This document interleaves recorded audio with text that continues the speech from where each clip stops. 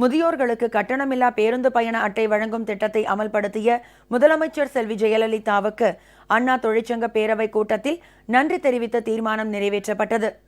அண்ணா தொழிற்சங்க பேரவை நிர்வாகிகளின் ஆலோசனைக் கூட்டம் விழுப்புரத்தில் நடைபெற்றது. இதில் கடலூர், திருவண்ணாமலை மற்றும் விழுப்புரத்தை உள்ளடக்கி 6 மாவட்ட நிர்வாகிகள் கலந்து கொண்டனர்.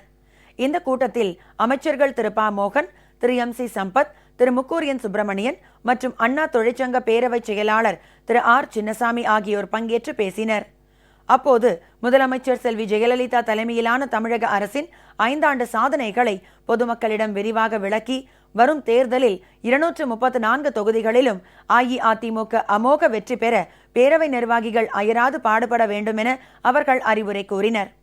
தொடர்ந்து அரசு பேருந்துகளில் முதியோர்கள் கட்டணமில்லா பயணம் மேற்கொள்ளும் வகையில் பயண அட்டை வழங்கும் திட்டத்தை தொடங்கி வைத்த முதலமைச்சர் செல்வி ஜெயலலிதாவுக்கு நன்றி தெரிவித்த தீர்மானம் நிறைவேற்றப்பட்டது.